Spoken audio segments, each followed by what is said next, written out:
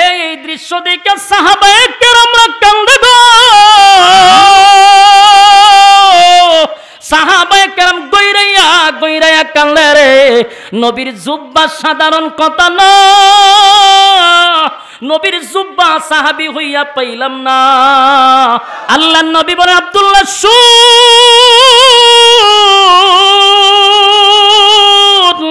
আমি তোর আব্বার কাছে রেনি ছিলাম আমার নবীর শরীরের জুব্বাটা তোর আব্বারে দিয়া আজকের থেকে আমি ঋণ মুক্ত হয়ে গেলাম। এ যুবক ভাইরা, এই দৃশ্য কিন্তু শুধু মুসলমানরা দেখছে এমনটা নয় গো। 1000 মুনাফিক আসছিল জানাজা দেখার জন্য। এই দৃশ্য দেখা 1000 মুনাফিকের চোখে পানি, তাদের চোখ দিয়া পানি পড়ে আর বলে, হায় রে জীবনটা বর কার বিরোধিতা করলাম, কার জন্য এত কিছু করলাম। হায় রে, যেই লিডারের নেতৃত্বে, যেই বসের নেতৃত্বে আমরা আব্দুল্লাহর পুত্র মোহাম্মদকে মারার জন্য বারবার চেষ্টা করলাম, ইসলামের ক্ষতি করলাম। এত বড় দুশ্মনের প্রতি যদি মোহাম্মদের এত মায়া হয়, এত মায়া যদি দুশ্মনের জন্য হয়, তাহলে তার বন্ধুর জন্য কত মায়া হয়। জুড়ে কোন সুবহান। 1000 মুনাফিকের চোখে পানি আর বলেন না, অন্যায় করছি গো, অপরাধ করছি, জীবনটা বর যার বিরোধিতা করলাম, এই লোকটা আজকে আমাদের নেতারে থুতু লাগায়া দেয়, ওই লোকটা আজকে আমাদের নেতারে কাপন পড়ায়া দেয়।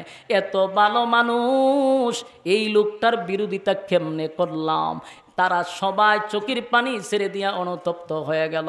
শুধুমাত্র নবীর চরিত্র দেইকা, নবীর আখলাক দেইকা পাগল হইয়া 1000 লোক জানাজা দেখার জন্য আসছিল। টাটকা 1000 মুনাফিক দৌড়াইয়া নবীর সামনে গিয়া হাজির হয়ে গেছে আর বলে, নবী গো, যার জানাজা আপনি পড়াইবেন এই লোকটা হলো আমাদের লিডার, আমাদের নেতা, আমরা হলাম তার কর্মী, আমরা হলাম মুনাফিক, আমরা আপনার ক্ষতি করার চেষ্টা করছি, ইসলামের 12টা বাজানোর চেষ্টা করছি আগে নবীজি, কিন্তু আপনার আখলাকার চরিত্র দিকে পাগল হয়ে গেলাম। একটা সেকেন্ডও দেরি করতে চাই না, পড়ায়া দেন লা ইলাহা ইল্লাল্লাহু মুহাম্মাদুর রাসূলুল্লাহ। আমি আপনাদের সামনে 2 জায়গা থেকে 2টা আয়াত পড়ছি, একটা সূরা নিসা থেকে, 2 জায়গা থেকে 2টা আয়াতে কারিমা তেলাওয়াত করছি। কোরআন নাজিল হওয়ার সময় কোনো না কোনো ঘটনারে কেন্দ্র করে আল্লাহ নাজিল করছে।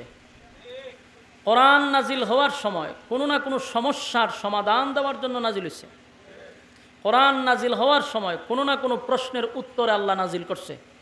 এই 3টা ক্যাটাগরিতে আল্লাহ কোরআন নাজিল করছে। আমার প্রথম যে আয়াত আপনাদের সামনে তেলাওয়াত করছি, এই আয়াতটা নাজিল হয়েছে একটা ঘটনারে কেন্দ্র কইরা। দ্বিতীয় আরেকটা আয়াত আপনাদের সামনে তেলাওয়াত করছি, ওইটা নাজিল হয়েছে একটা সমস্যার সমাধান দেওয়ার জন্য। তাহলে আমরা প্রথম আয়াতে পাইলাম ঘটনারে কেন্দ্র কইরা, আর একটা হলো সমস্যার সমাধান দেওয়ার জন্য।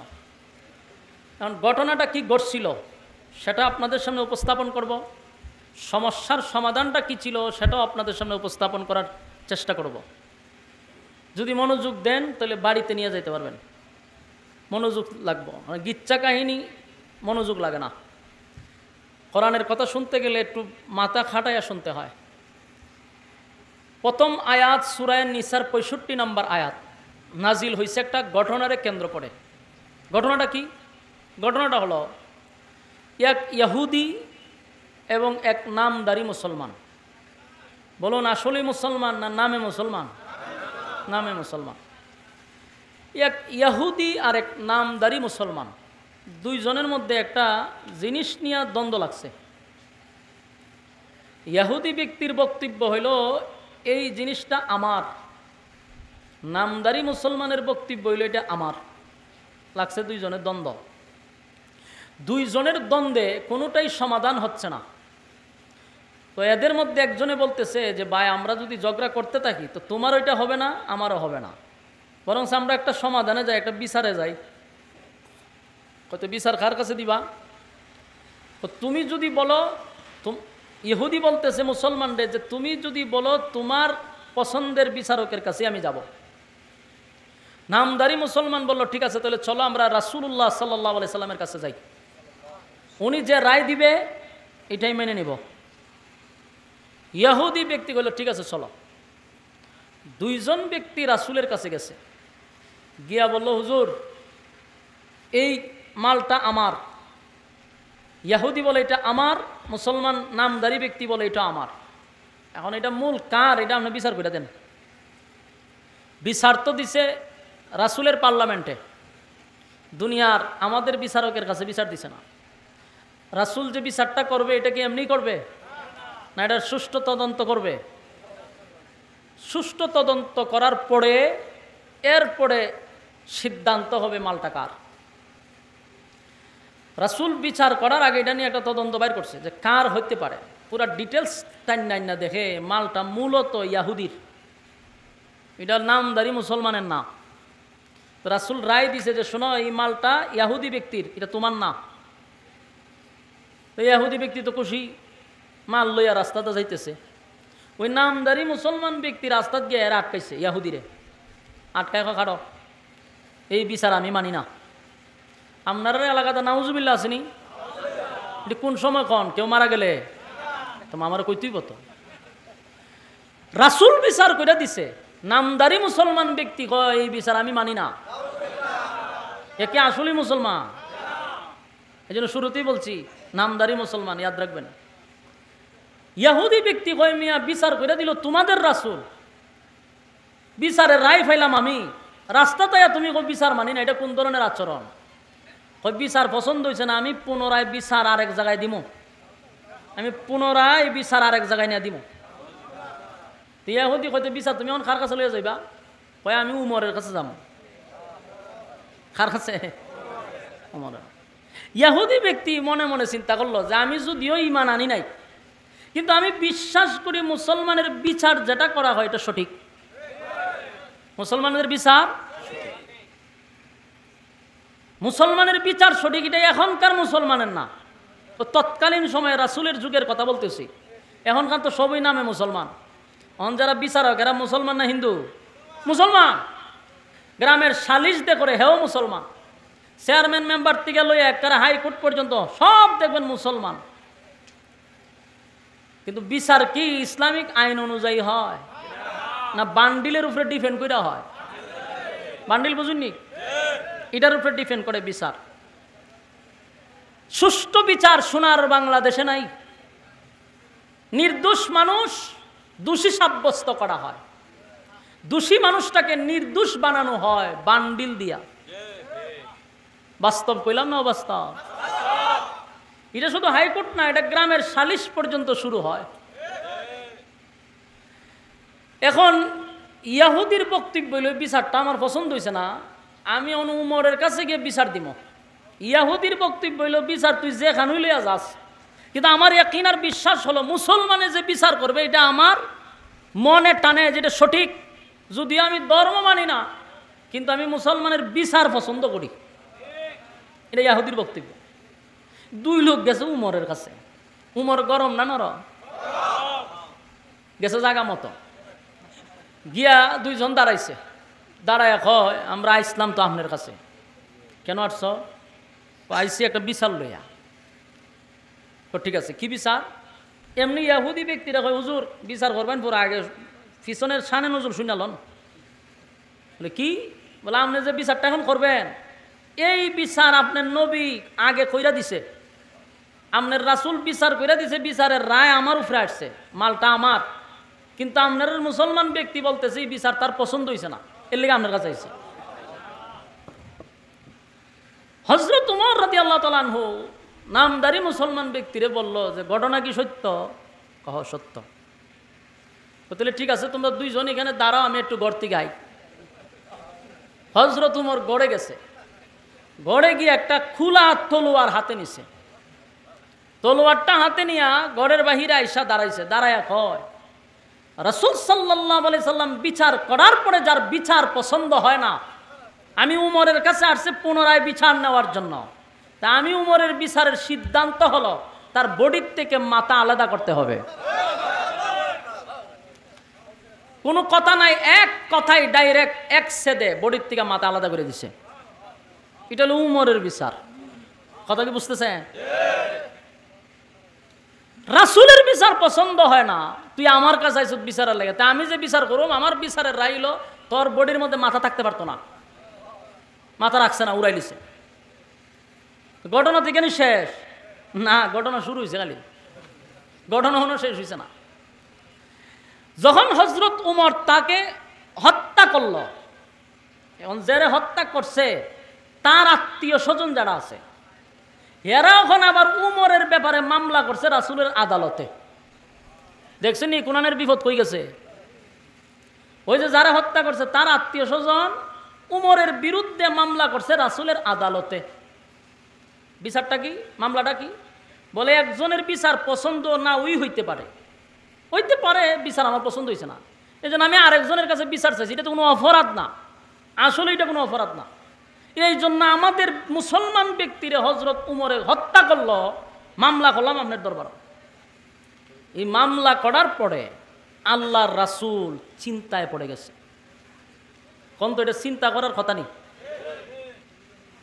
কারণ ইসলামিক শরিয়া অনুযায়ী যে মামলা করছে এখন এই মামলার রায় হলো হত্যার বদলা হত্যা। বলুন ইসলামিক আইন কি? কেউ যদি কাউকে হত্যা করে তাকেও হত্যা করা। আমার দি কথা তো আওয়াজ দিন না, ঘটনা কি এমনি আমার কথা বাড়িতেছে না, আবার যদি আপনারা জবান বন্ধ রাখেন কথা বাড়িত কেমনে? যেই দর্শক সামনে বইছেন কথা কইতে গাইতো, এর মধ্যে যদি আবার বুবা থাকেন তো তারও সমস্যা। একটু হা না কইেন যে না আমার কথা বলার আগ্রহ তৈরি হয়। এবং কথাটা একটু মনোযোগ দিয়ে শুনেন, যে কথাগুলি বলতেছি কি মনে হয় গল্প? ওই যে আয়াত করছি কেন নাজিল হয়েছে আয়াতটা, এটা বলার জন্য।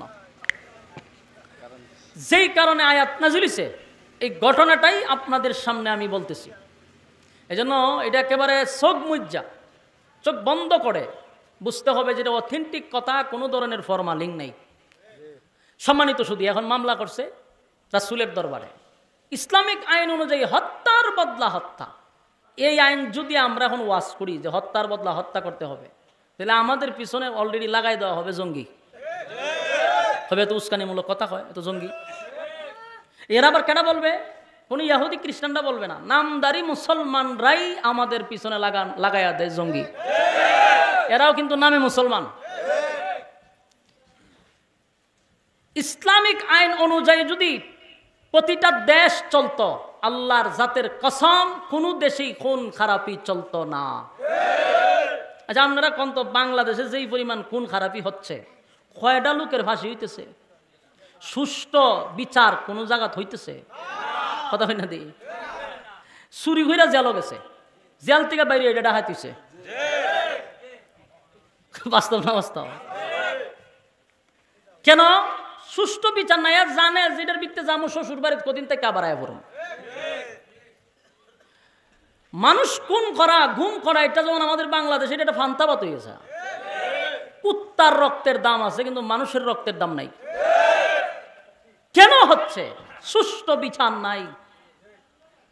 জুরা কোন 7 কোন কইরাও হাসি হয় না,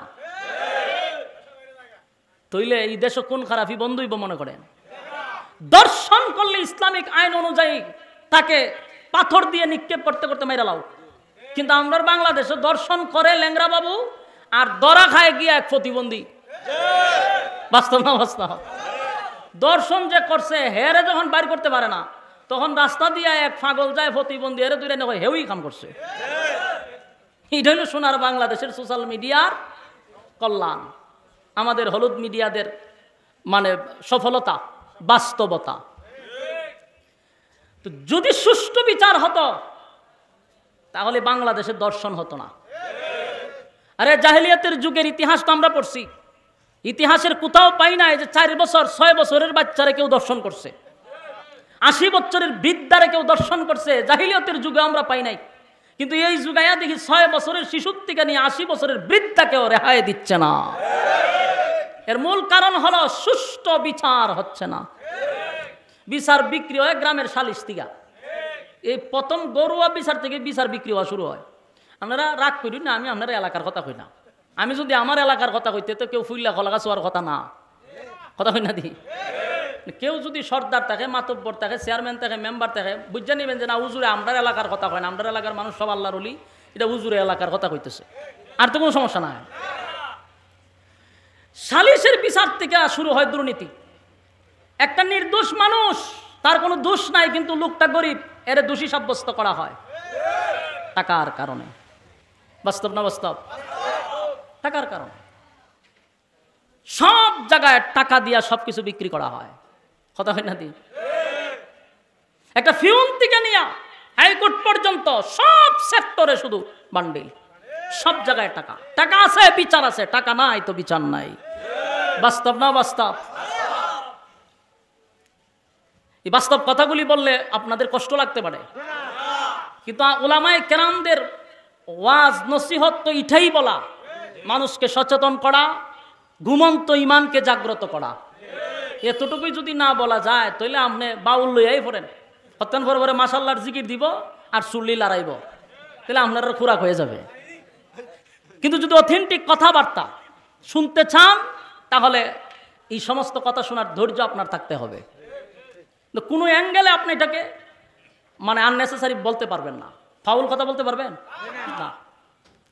সম্মানিত সুধী, হযরত উমর যখন হত্যা করছে, এখন ইসলামিক আইন অনুযায়ী উমরকে হত্যা করা, এটা হলো ইসলামের আইন। বিচারক হলো রাসূল, অপরাধী হলো হযরত উমর। উমর তার সাধারণ কোনো সাহাবী না। যেই উমররে আল্লাহর রাসূল নিজে ছায়া আল্লাহর কাছ থেকে আনছে, উমর এমনি এমনি হয় নাই, আল্লাহর কাছ থেকে আল্লাহর রাসূল নিজে ছায়া আনছে, আল্লাহ আমি উমররে ছায়া, আপনি উমররে দিয়া দেন। নবীর দোয়া কবুল হওয়ার পরে উমর ইসলাম গ্রহণ করছে। যেই উমর তরবারে নিয়ে আসছে রাসূলকে মারার জন্য, সেই উমর তরবারের নিচে মাথা দিয়া দিছে। এটা এমনি এমনি না, রাসূলের দোয়া। এখন এই উমরের ব্যাপারে মামলা হয়েছে, রাসূল বিচারক, উমর অপরাধী, হত্যার বদলা হত্যা করবে কি? টেনশন আছে না নাই?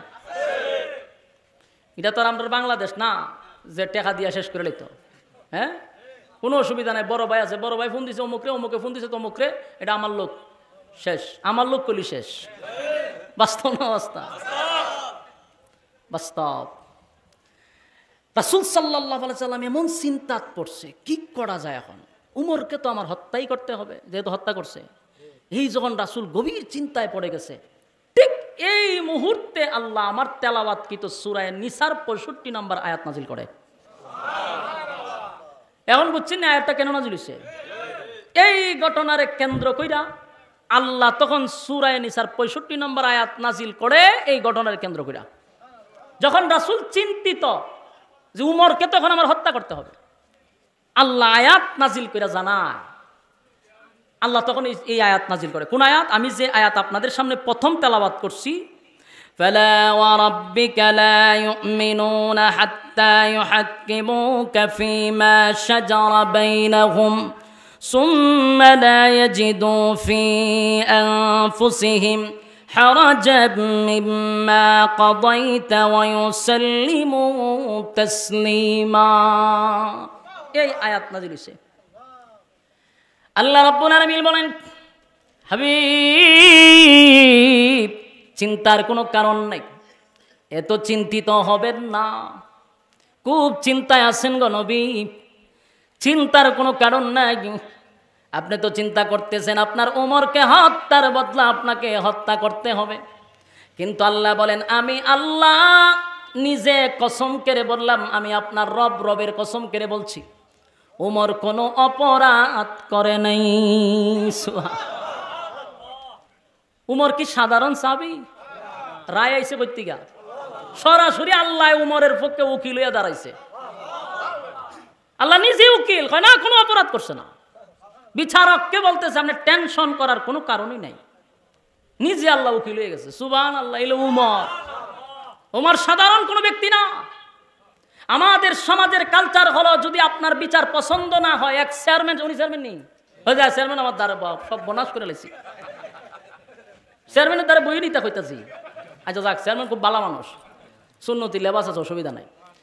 এখন চিন্তা করেন, মনে করেন চেয়ারম্যানের কাছে বিচার লইয়া আপনি আইছেন, চেয়ারম্যান বিচার কইরা দিছে, কিন্তু চেয়ারম্যানের বিচার আপনার পছন্দ হয়েছে না, গেছেন আরেক চেয়ারম্যানের কাছে। ওই চেয়ারম্যান তখন কিন্তু খুশি হয়, মানে আমাদের দেশের কালচারটা হইল খুশি হয়ে গেলে কার কাছে গেছিলে, হয় অমুক চেয়ারম্যানের কাছে গেছিলাম। চেয়ারম্যান জীবনে বিচার করছে রে, কয় দিনের চেয়ারম্যান বিচার খারে হয় চিনি কি সমস্যা, বিচার করতে করতে তুই চেয়ারম্যান হয়েছি। তখন এ যে একটা মানে পাঠ লয় বুঝায় যে হে ওই বিচারক, খুব খুশি, কারণ হে যে এক চেয়ারম্যান সাইডে আরেক চেয়ারম্যানের দ্বারা গেছে। এগুলো আমাদের সমাজের বাস্তবতা। কিন্তু উমর ব্যতিক্রম, কই তুই রাসূলের কাছে বিচার লইয়া গেছ, রাসূল রায় দেওয়ার পরে কত বড় সাহস তুই আমি উমরের কাছে আইছস, আমার সমাধান হলো তোর কল্লা উড়াইয়া দেওয়া। এর নাম হলো উমর। আর এই উমর হত্যা করার পরে মামলা দিছে রাসূলের কাছে। রাসূল যখন সিদ্ধান্ত নিবে বিচারের, আল্লাহ আমি নিজে উকিল, আপনি আমার সাথে লড়েন। আল্লাহ আমি আমার জাতের কসম কেড়ে বলছি উমর কোনো অপরাধ করছে না। প্রথম নাম্বার কথা হলো উমর যারে হত্যা করছে এ আসলেই কোনো মুসলমান ছিল না। আমার কথা কি বুঝতেছে? যদি সে মুসলমান হইতো তাহলে কিন্তু উমর ফাঁসির কাছে ঝুলতে হইতো।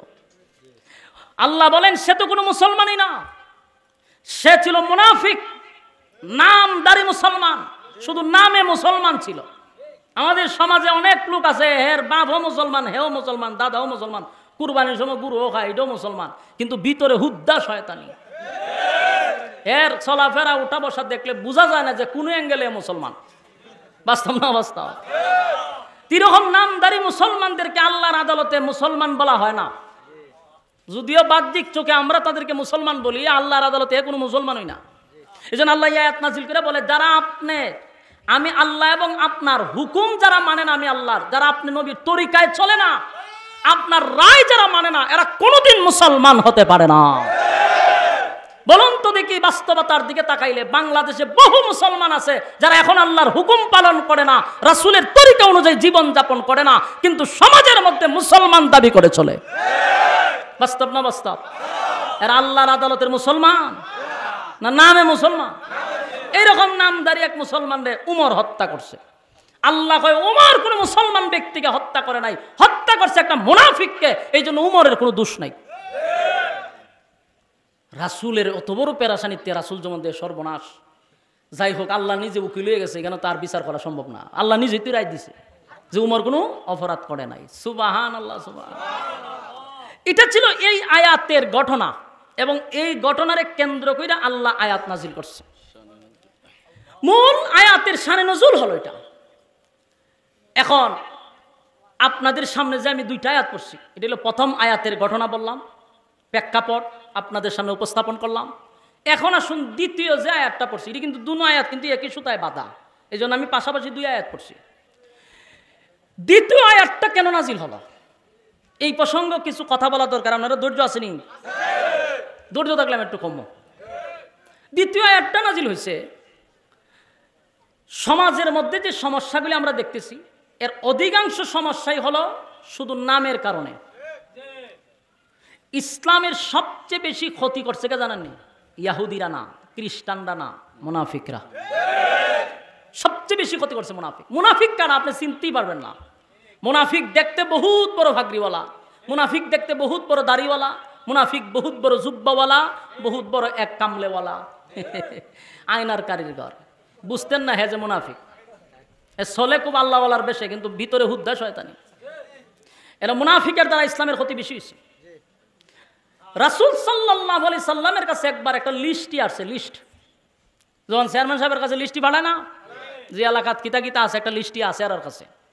কয়জন চুরা কারবারির জড়িত, কেডা কোন আকাম কুকাম করে, এটা আপনারা না জানলে চেয়ারম্যানে ভালো করে জানে।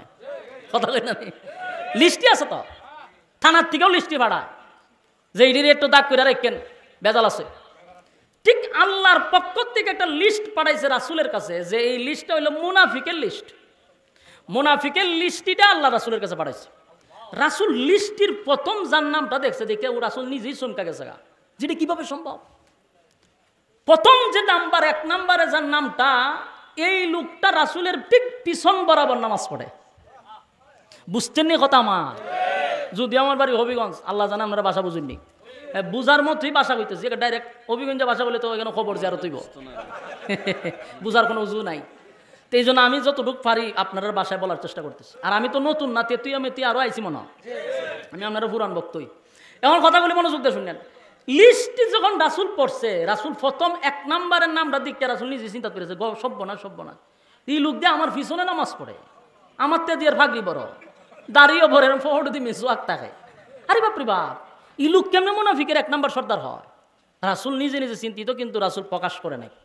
জানছে যে হে এই খামলা, কিন্তু রাসূল মুখ থেকে কাউকে একবারও বলে না যে লোকটা মুনাফিক। এইভাবে চলতেছে। কিছুদিন পরে এই মুনাফিক মারা গেছে, ওই যে 1 নম্বর মুনাফিক মারা গেছে। মারা যাওয়ার পরে তার ছেলের নাম হইল আব্দুল্লাহ। এই ছেলে কিন্তু আবার মুনাফিক না, ছেলে হইল রাসূলের একবারে মহব্বতের একজন সাহাবী, তার নাম হইল আব্দুল্লাহ। সে রাসূলের কাছে আয়া কাঁদতেছে, হুজুরে কাঁদতেছে। রাসূল দিকে কান্দো কা? হুজুর কান্দি, আমার আব্বা মরে গেছে গা। রাসূলের আব্বারে চিনে নি, পালা করে চিনে। রাসূল কাচ্চা, তখন আমি কি করতাম? হুজুর আমার আব্বা তো মারা গেছে, তখন আমার কি করণীয়? তখন আব্দুল্লাহ আরো জোরে জোরে কাঁদতে শুরু করছে। আল্লাহর হাবিব বলেন, আব্দুল্লাহ তোমার কান্নার কারণটা আমি জানতে চাই, তোমার আব্বা মারা গেছে, তা আমার করণীয় কি? আব্দুল্লাহ চোখের পানি ছেড়ে দিয়া বলে, নবী গো, আমি জানি আমার আব্বা লোক বেশি ভালো ছিল না। আমার আব্বার মাথায় পাগড়ি ছিল, গায়ে জুব্বা ছিল, দাড়ি ছিল, মেসওয়াক ছিল, তসবিহাতে ছিল, কিন্তু ভিতরে হুদ্দার শয়তানি ছিল। ইসলামের 12টা বাজানোর জন্য, আপনাকে মারার জন্য গভীর ষড়যন্ত্র করত। আমি জানতাম, আপনিও জানেন। এখন আমার তো বাপ, আমার তো বাবা, আমার বাপ মরে গেছে, আমার তো কষ্ট লাগে। বাবা হিসাবে তো কষ্ট একটা আছে, কিন্তু বাপ যে শয়তানের খারাজিল কি আছে এটা আমি জানি। এটা বেশি বালা আছি না, এটা কিন্তু আমি আগের থেকেই জানি, কিন্তু বাপ তো আমার তো কষ্ট লাগে। আল্লাহর নবীর কাছে আব্দুল্লাহ কান্দে। আল্লাহর নবী বলেন, আব্দুল্লাহ বল এখন আমি কি করব? আব্দুল্লাহ বলে, নবী গো, আমার বাবা যা করছে, অপরাধ করছে, আমার বাবার মাফের কোনো সুযোগ নাই।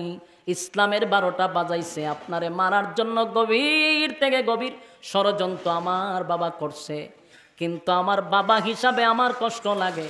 আমি আপনার কলিজার টুকরা একজন সাহাবী হইয়া আপনার কাছে একটা আবদার হলো, আপনি নবী হইয়া যদি আমার আব্বার জানাজাটা পড়ায়া দেন, আমার দিলটা সাক্ষী দেয় আপনি নবীর জানাজার বরকতে আমার আব্বারে আমার আল্লাহ মাফ করে দিবে।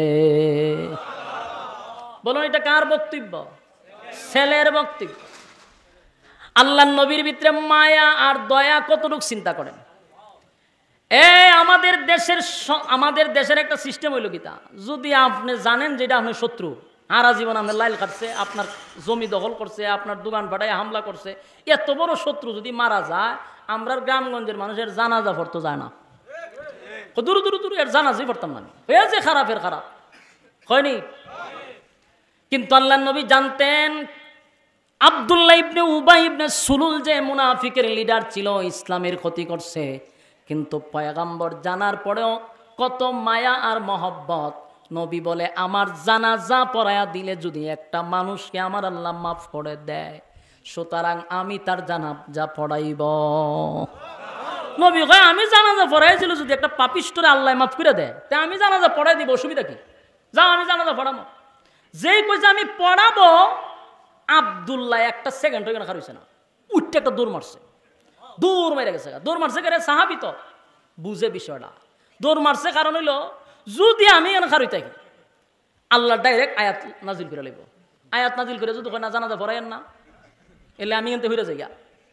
এই কথা যখন রাসূল আমি পড়াবো, আব্দুল্লাহ খুব চালু, দৌড় মাইরে গিয়ে ওই গ্রামে গঞ্জে সবখানে বলে দিছে, আমার আব্বার জানাজা কিন্তু রাসূল পড়াইব, দিছে ঘোষণা কইরা। যদি দাঁড়ায় থাকতো, জিব্রাইল আয়াত নাজিল করতো, তাই আগে সরে গেছে। চতুর্দিক দিয়ে আব্দুল্লাহ গ্রামে গঞ্জে শহরে বন্দরে সব জায়গায় যখন পাবলিসিটি করতে লাগলো, আমার আব্বার জানাজা কিন্তু আল্লাহর রাসূল পড়াবে। যুবক ভাইরা আমার, এই বিষয়গুলা কিন্তু সাধারণ নয় গো, বিষয়টা কিন্তু সাধারণ না। যেই মাত্র আব্দুল্লাহ গ্রামে গঞ্জে শহরে বন্দরে সব জায়গায় প্রকাশ করে দিল আমার আব্বার জানাজা আল্লাহর নবী পড়াবে। গোটা মদিনার মানুষ ভালো করে জানে আব্দুল্লাহ ইবনে উবাই ইবনে সুলুল লোক ভালো ছিল না, মুনাফিক ছিল, এটা মদিনার মানুষ বুঝতে পারত। ওই মিয়া, আপনার গ্রামের মধ্যে যদি কোনো লোক খারাপ হয়, আগাম কুকাম করে, যদিও তার ভয়ে তার সামনে কেউ কয় না, কিন্তু গ্রামের সবাই মোটামুটি জানেনি যে লোকটাতে শয়তান। হ্যাঁ, এটা জানে। এই জন্য যারা আকাম কুকাম করেন, মনে করেন না যে আপনার গ্রামের লোক আপনার আচরণ জানে না। সবাই জানে যে আপনি শয়তানের খারাজিল কি। হয়তো বা আপনার জুলুমের শিকার হবে বিদায় তারা আপনার সামনে বলতে পারে না, কিন্তু আপনার কুকর্ম সবার কাছে দিনের আলোতে পরিষ্কার। আকাম কুকাম করতো আব্দুল্লাহ ইবনে উবাই ইবনে সুলুল, মদিনার মানুষ বুঝতে পারতো হে মুনাফিক, কিন্তু এরা কোনোভাবে ধরতে পারতো না, ধরা ছোঁয়ার বাইরে। গোটা মদিনার মানুষ যখন শুনছে আব্দুল্লাহ বলতেছে আমার আব্বার জানাজা পড়াবে, মদিনার অলিতে গলিতে মানুষগুলি আর সহ্য হইয়া বলা বলি করতে লাগলো, এত বড় মুনাফিকের জানাজা নবী কেমনে পড়াবে? যুবক ভাইরা আমার, দিলের কান লাগায় শুনে মদিনার মানুষগুলি বলতে লাগলো, না, হতে পারে না। এই আব্দুল্লাহ ইবনে উবাই ইবনে সুলুল ইসলামের ক্ষতি করছে, নবীরে মারার জন্য গভীর ষড়যন্ত্র করছে। আজকে আমার নবী তার জানাজা পড়াবে, এটা মেনে নিতে পারলাম না। কিন্তু রাসূল পড়াবে শুনছে, তখন তো জানাজার মাঠে যাওয়া লাগবে। নবী পড়াবে, চতুর্দিক দিয়া মানুষের আনা গণা শুরু হয়ে গেল। এমনকি এই আওয়াজটা 1000 মুনাফিকের কানেও গিয়ে পৌঁছে গেছে। ওই 1000 মুনাফিকের কানেও গেছে যে রাসূল এই মুনাফিকের জানাজা পড়াবে। 1000 মুনাফিকের কানে গিয়ে আওয়াজ পৌঁছে গেল। আব্দুল্লাহ যখন চতুর্দিকে ঘোষণা করে দিল আমার আব্বার জানাজা রাসূল পড়াবে, রাসূল পড়াবে, রাসূল পড়াবে, মদিনার মানুষ যেমনি ভাবে শুনছে মুনাফিকরাও শুনছে। মুনাফিকরা 1000 মুনাফিক উপস্থিত, তারা বলতেছে আব্দুল্লাহর পুত্র মুহাম্মদ আমাদের বস, আমাদের লিডারের জানাজা পড়াবে, এই জানাজা আমাদের দেখা দরকার। বলুন, জানাজা পড়ার জন্য যায় না দেখার জন্য? 1000 মুনাফিক জানাজা দেখার জন্য মাঠে গেল, দেখার জন্য। আর চতুর্দিক দিয়া মুসলমানদের আনাগোনা শুরু হয়ে গেছে, চতুর্দিক দিয়া মুসলমানরা আসতেছিল। ঘটনাক্রমে জানাজার মাঠ পুরাপুরি বইরা গেছে। আর এই আওয়াজ গিয়া সবার শেষে পৌঁছে হযরত উমরের কানে। ওই উমরের কানে গেছে আওয়াজ। যেই মাত্র খলিফাতুল মুসলিমিন উমর শুনতে পারছে যে আব্দুল্লাহ ইবনে উবাই ইবনে সুলুলের জানাজা রাসূল পড়াবে, হযরত উমরের মেজাজ গরম হয়ে গেছে, শরীরের রক্ত গরম হয়ে গেছে। উমর আর বরদাস্ত করতে পারল না। উমরের বক্তব্য হলো, আব্দুল্লাহ ইবনে উবাই ইবনে সুলুল একটা টাটকা মুনাফিক, আমার রাসূল জানা সত্ত্বেও কেমনে রে তার জানাজা পড়াবে? উমর আর বসে থাকতে পারল না, তরবারিটা লইয়া হযরত উমর জানাজার মাঝখানে হাঁটতে হাঁটতে রাসূলের সামনে গিয়া দাঁড়াইছে। কোন সাহাবীর সাহস নাই রাসূলকে বলবে যে হুজুর জানাজা পড়ায়েন না। আল্লাহর পয়গম্বরের সামনে দাঁড়াইয়া কোন সাহাবীর সাহস হয় না যে আপনি জানাজা পড়ায়েন না, এই কথাটা বলবে কে? এই সাহস হইতো কারো নাই। হযরত ওমর এত সাহসী ব্যক্তি, এত সাহস, কিন্তু নবীর সামনে যখন গিয়া দাঁড়াইছে তখন মোমবাতির মতো নরম হয়ে গেছে। ওমর আল্লাহর নবীর সামনে গিয়ে আর বলতে পারে না, নবী গো, এত বড় টাটকা মুনাফিকের জানাজা আপনি পড়ায়েন না গো নবী, আপনি জানাজা পড়ায়েন না। এই কথা বলার সাহস হযরত ওমর পাচ্ছিল না। এখন কি করবে, কিভাবে বাধা দেওয়া যায়? জানাজা পড়াবে এটাও ওমর মেনে নিতে পারতেছে না, নবীরে নিষেধ করবে এটাও পারতেছে না। এখন হযরত ওমর এত চিন্তিত, হঠাৎ করে ওমরের মাথায় একটা আয়াত স্মরণ হয়ে গেছে, যে আয়াত আমি আপনাদের সামনে তেলাওয়াত করছি। দ্বিতীয় আয়াতটা হলো হযরত ওমরের কানে কানে আওয়াজটা যখন আসতেছিল আয়াতটা, ওমর নবীর কানে কানে গিয়া বলতে লাগলো, ইস্তাগফির লাহুম আও লা তাস্তাগফির লাহুম ইন তাস্তাগফির লাহুম 70 মাররাতান ফালান ইয়াগফিরাল্লাহু লাহুম যালিকা বিআন্নাহুম কাফারু বিল্লাহি ওয়া রাসূলিহি ওয়াল্লাহু লা ইয়াহদিল কওমাল ফাসিকিন। হযরত ওমর রাসূলের কানে কানে কানে কানে গিয়া এই আয়াত যখন পড়তে লাগলো, বারবার বারবার নবীর চতুর্দিকে ঘুরে আর আয়াতটা তেলাওয়াত করতে লাগলো। আল্লাহর নবীর বোঝার বাকি নাই, ওমর আমারে কি বুঝাইতে চায় রে, ওমর আমারে কি শোনাইতে চায়। 3-4 বার পড়ার পরে আল্লাহর নবী বলেন, ওমর কি বুঝাইতে চাও গো? ওমর আমি বুঝতে পারছি আয়াত দ্বারা তুমি আমারে কি বুঝাইতে চাও, কি বুঝাইতে চাও। এই আয়াতে আমার আল্লাহ বলছে ইস্তাগফির লাহুম আও লা তাস্তাগফির লাহুম ইন তাস্তাগফির লাহুম 70 মাররাতান ফালান ইয়াগফিরাল্লাহু লাহুম যালিকা বিআন্নাহুম কাফারু বিল্লাহি ওয়া রাসূলিহি ওয়াল্লাহু লা ইয়াহদিল কওমাল ফাসিকিন। এই আয়াত দ্বারা আমার আল্লাহ আমারে জানায়া দিছে, আগা নবীজি একবার নয়, 2 বার নয়, একবার 2 বার নয়, আপনি নবী হইয়াও যদি 70 বার কোনো মুনাফিকের জন্য দোয়া করেন, আপনি নবী হইয়া যদি 70 বারও দোয়া করেন, আমি আল্লাহ ওয়াদা দিলাম আপনার দোয়া আমি কোনো মুনাফিকের জন্য কবুল করব না। যুবক ভাইরা, দিলের কান লাগায় শুনে, মুনাফিক কত নিকৃষ্ট, কত নিকৃষ্ট, কত নিকৃষ্ট, মুনাফিক কত নিকৃষ্ট। আল্লাহ বলেন আপনি নবী হইয়া যদি একবার নয় 70 বার যদি মুনাফিকের জন্য দোয়া করেন, আমি আল্লাহ ওয়াদা দিলাম আপনি নবীর দোয়া আমি কবুল করব না। যুবক ভাইরা আমার, এই আয়াতটা কিন্তু আগেই নাজিল হয়ে গেছিল। এই আয়াত আল্লাহ আগেই নবীরে জানায়া দিছে আপনি 70 বার দোয়া করলেও দোয়াটা কবুল করব না। হযরত ওমর এই আয়াতটা বারবার বারবার নবীর কানে কানে বারবার বলতেছিল। আল্লাহর নবী বলেন, ওমর রে এই আয়াত দ্বারা তুই কি বুঝাইতে চাস? এই আয়াতে কোথাও রব্বে কারীম আমাকে নামাজ পড়াইব না এমন কথা বলে নাই, নামাজ পড়াইব না, জানাজার নামাজ পড়াইতে পারবো না এমন কোনো কথা এই আয়াতে বলে নাই। আল্লাহ বলছে 70 বার মুনাফিকের জন্য দোয়া করলে আমার মালিক দোয়া কবুল করবে না, দোয়া কবুল করবে না। কিন্তু ওমর আমি তোর কাছে জানতে চাই আমার মালিক কেন রে আমার ভিতরে এত দয়া আর মায়া দিছে, আমার ভিতরে এত মহব্বত এত ভালোবাসা কেন দিল? আল্লাহ বলছে 70 বার দোয়া করলে দোয়াটা কবুল হবে না, কিন্তু আমি নবীর মনটা চাই 70 বার না 100 বার দোয়া করলেও যদি একটা গুনাহগারে আমার আল্লাহ মাফ করে দেয়, এই আশা আমি দোয়া করতে থাকি। একটা জবান বন্ধ রাখবেন না, বলুন আল্লাহু আকবার। আরো জোরে কোন আল্লাহু আকবার। ঈমানের আওয়াজ দিয়ে বলুন আল্লাহু আকবার। আমার নবীর কত মায়া, নবীর কত মায়া, নবীর কত মায়া গো।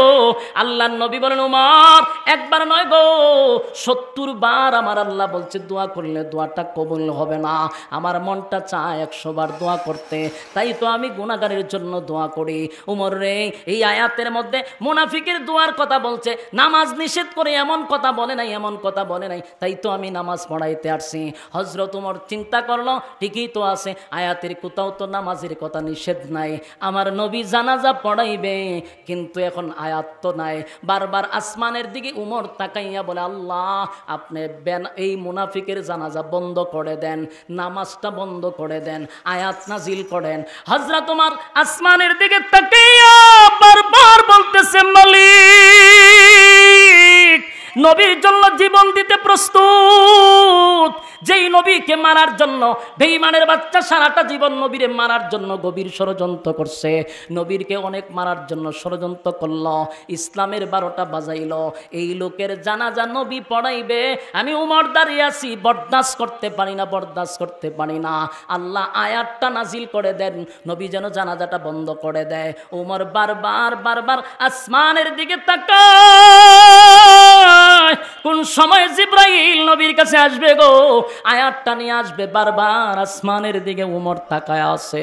আল্লাহর নবী চতুর্দিক দিয়া মানুষের আনাগোনা, এর মধ্যে 1000 মুনাফিক জানাজা পড়ার জন্য আসে না। নাই, জানাজা দেখার জন্য আসছে, দেখার জন্য আসছে। আল্লাহর পয়গম্বর এই এতগুলা মানুষের সামনে নবীজি সবাইকে চমকায়া দিলেন, নবী সবাইকে অবাক করে দিলেন। আল্লাহর পয়গম্বর আব্দুল্লাহ ইবনে উবাই ইবনে সুলুল মুনাফিকের লাশের সামনে নবী দাঁড়াইছে, দাঁড়াইয়া নবীর মুখ থেকে একটা তুতু নিয়া আব্দুল্লাহ ইবনে উবাই ইবনে সুলুলের মুখে লাগায়া দিছে। সাহাবায়ে কেরাম অবাক হয়ে গেল। আল্লাহর নবী বলেন, আব্দুল্লাহ রে, আমি তোর বাবার মুখে তুতু লাগানোর কারণ হলো আমি নবীর মুখের তুতুর বরকতে যেন তোর আব্বার গুনাহ মাফ করে দেয়। যুবক ভাইরা, এই দৃশ্য সাহাবায়ে কেরাম দেখতেছিলাম। হযরত ওমর কিন্তু খুশি না, ওমরের মেজাজ বড় গরম, ওমরের মেজাজ বড় গরম, ওমর এটা সহ্য করতে পারতেছে না। আল্লাহর নবী আরো চমকায়া দিল, আরো অবাক করে দিল, আরো অবাক করে দিল। আল্লাহর পয়গম্বর আবার সামনে গিয়া লাশের সামনে দাঁড়াইয়া নবীজির শরীরের জুব্বাটা খুলছে।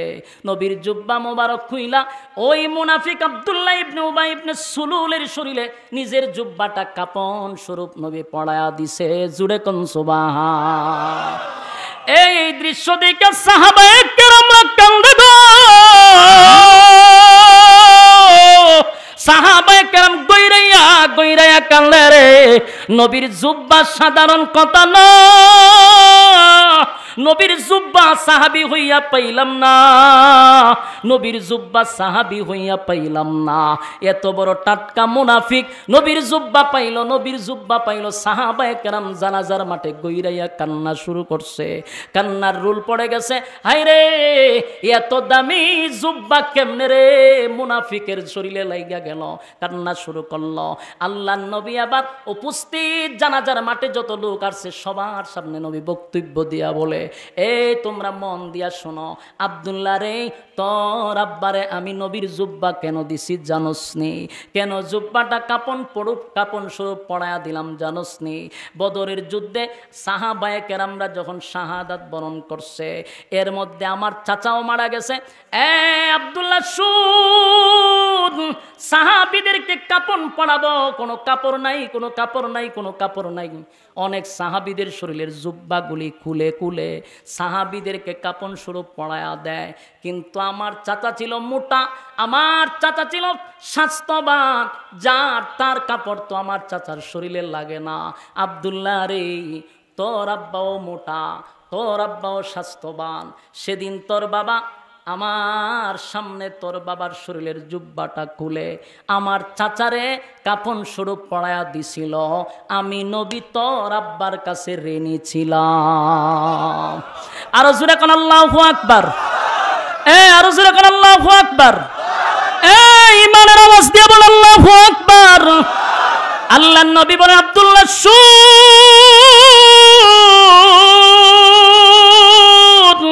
আমি তোর আব্বার কাছে ঋণী ছিলাম। আমার নবীর শরীরের জুব্বাটা তোর আব্বারে দিয়া আজকে থেকে আমি ঋণ মুক্ত হয়ে গেলাম। যুবক ভাইরা, এই দৃশ্য কিন্তু শুধু মুসলমানরা দেখছে এমনটা নয় গো। 1000 মুনাফিক আসছিল জানাজা দেখার জন্য। এই দৃশ্য দেখা 1000 মুনাফিকের চোখে পানি, তাদের চোখ দিয়া পানি পড়ে আর বলে, হায় রে জীবনটা বর, কার বিরোধিতা করলাম, কার জন্য এত কিছু করলাম। হায় রে, যেই লিডারের নেতৃত্বে, যেই বসের নেতৃত্বে আমরা আব্দুল্লাহর পুত্র মুহাম্মদকে মারার জন্য বারবার চেষ্টা করলাম, ইসলামের ক্ষতি করলাম। এত বড় দুশ্মনের প্রতি যদি মুহাম্মদের এত মায়া হয়, এত মায়া যদি দুশ্মনের জন্য হয়, তাহলে তার বন্ধুর জন্য কত মায়া হয়। জুড়ে কোন সুবহান। 1000 মুনাফিকের চোখে পানি আর বলেন না, অন্যায় করছি গো, অপরাধ করছি, জীবনটা বড় যার বিরোধিতা করলাম, এই লোকটা আজকে আমাদের নেতারে থুতু লাগায়া দেয়, ওই লোকটা আজকে আমাদের নেতারে কাপন পড়ায়া দেয়। এত ভালো মানুষ, এই লোকটার বিরোধিতা কেমনে করলাম। তারা সবাই চোখের পানি ছেড়ে দিয়া অনুতপ্ত হয়ে গেল। শুধুমাত্র নবীর চরিত্র দেইকা, নবীর আখলাক দেইকা পাগল হইয়া 1000 লোক জানাজা দেখার জন্য আসছিল। টাটকা 1000 মুনাফিক দৌড়াইয়া নবীর সামনে গিয়া হাজির হয়ে গেছে আর বলে, নবী গো, যার জানাজা আপনি পড়াইবেন এই লোকটা হলো আমাদের লিডার, আমাদের নেতা, আমরা হলাম তার কর্মী, আমরা হলাম মুনাফিক। আমরা আপনার ক্ষতি করার চেষ্টা করছি, ইসলামের 12টা বাজানোর চেষ্টা করছি আগানবীজি, কিন্তু আপনার আখলাকার চরিত্র দিকে পাগল হয়ে গেলাম, একটা সেকেন্ডও দেরি করতে চাই না, পড়ায়া দেন লা ইলাহা ইল্লাল্লাহু মুহাম্মাদুর রাসূলুল্লাহ সাল্লাল্লাহু আলাইহি ওয়াসাল্লাম। আমি আপনাদের কাছে জানতে চাই, বলুন তো দেখি মরছে কয়টা? কালেমা পড়ছে কয়টা? একটা মুনাফিক মরল, 1000 কালেমা পড়ল, বলুন তো দেখি কি দেইকা কালেমা পড়ছে? নবীর চরিত্র আর আখলাক দেইকা কালেমা পড়ছে। সুবহানাল্লাহ। নবীর চরিত্র কি সাধারণ চরিত্র ছিল? আজিম চরিত্র। কি চরিত্র? যেই চরিত্রের সার্টিফিকেট আল্লাহ নিজেই কোরআনে দিছে। সুবহানাল্লাহ। আল্লাহ বলেন ওয়া ইন্নাকা লা'আলা খুলুকিন আযীম।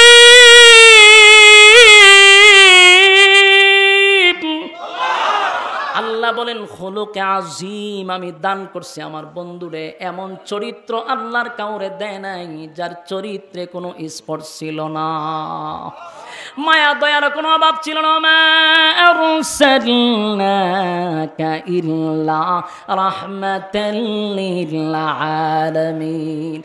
আমার নবীর মায়া দয়া ছিল, আমার নবীর চরিত্র ছিল আজিব। একটা মুনাফিক মারা গেল, 1000 মুনাফিক কালেমা পয়রা ঈমান আনলো। সুবহানাল্লাহ।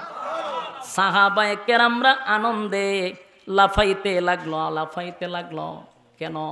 মরছে তো একটা, কিন্তু কালেমা তো পড়ছে 1000। কথা কই না দি? মরছে কয়টা? কালেমা পড়ছে। সাহাবায়ে কেরাম মোটামুটি একটু আনন্দিত, যে না যাই হোক 1000 তো আইছে, সবার মুখে খুশি। কিন্তু হযরত ওমর কিন্তু খুশি হয় নাই।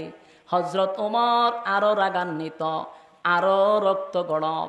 ওমরের বক্তব্য হলো, এতক্ষণ শুধু আমরা শুনছি সে মুনাফিক ছিল, তারে ধরার মতো কোনো সিস্টেম ছিল না, এখন তার কর্মীরা বলতেছে সে মুনাফিকের নেতা ছিল।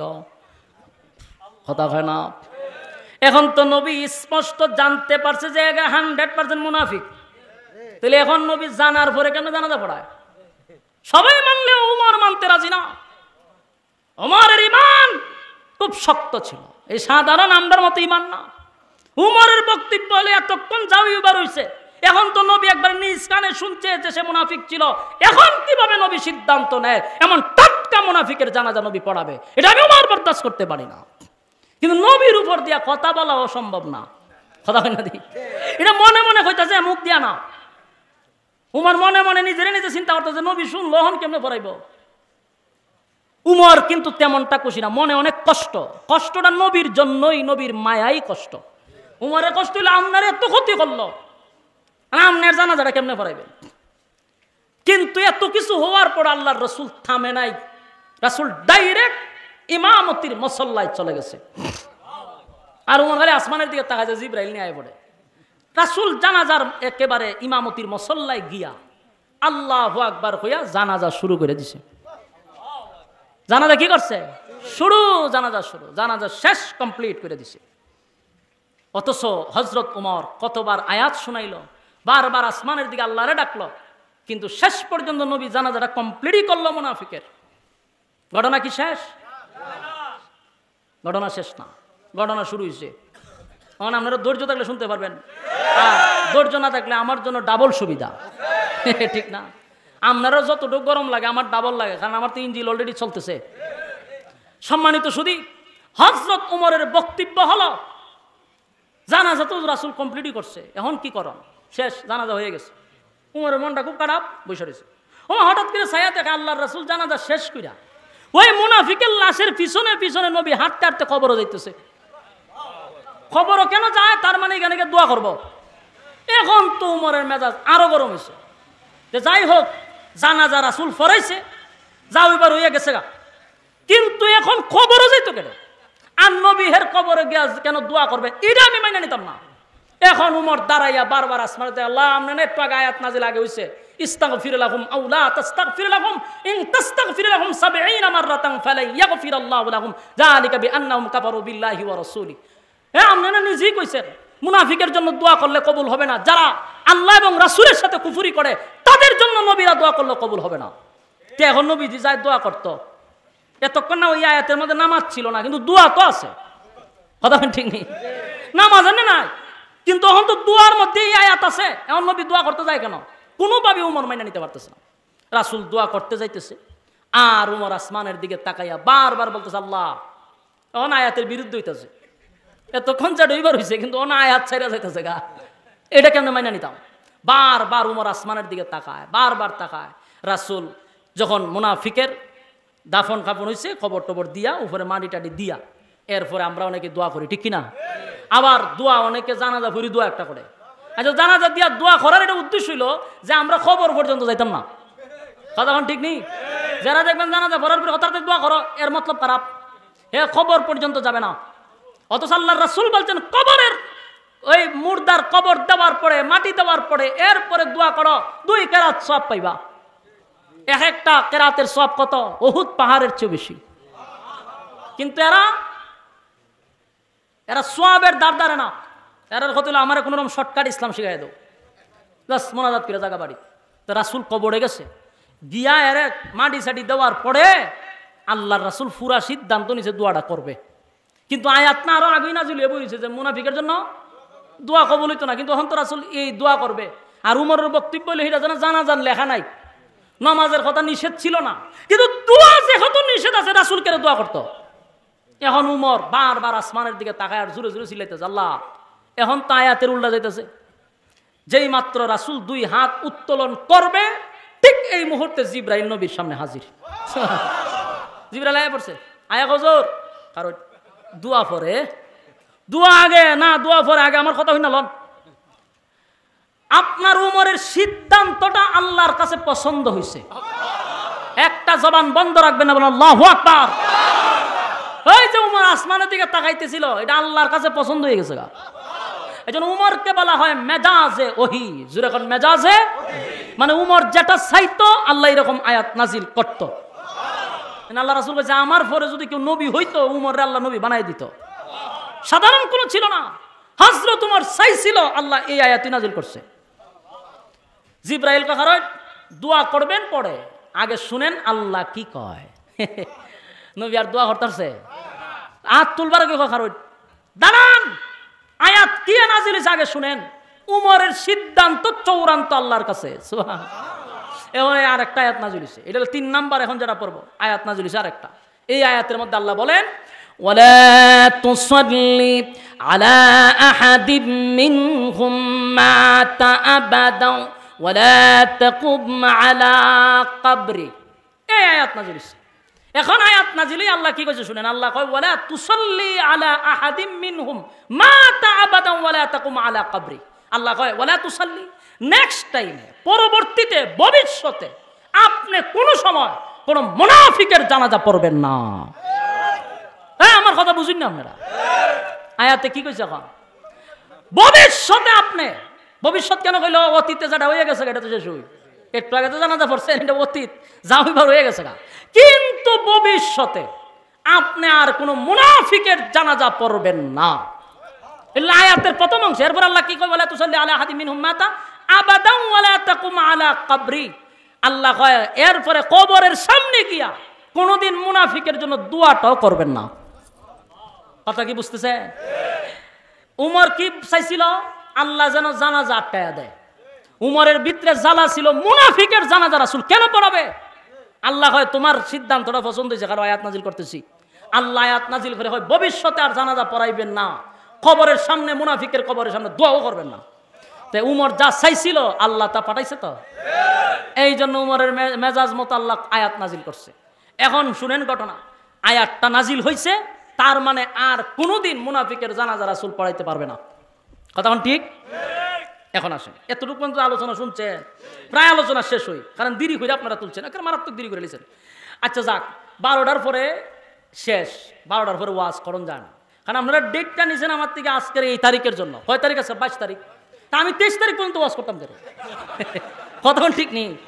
আমার আনছেন 22 তারিখ 12টা পর্যন্ত যৎকান পারেন হুতায় রাখেন, বয়ে রাখেন, খারাপ করে রাখেন, আপনার ইচ্ছা। কিন্তু 12টা বাজলে এখন মন চাইলে করুন, আর নাইলে করতাম না। এটা আমার ব্যক্তিগত। কারণ এই 23 তারিখের লেগে আপনার এখানে আমার বুকিং না। বাস্তব কইছি না? বাস্তব। এখন যা দিব ফ্রি সার্ভিস।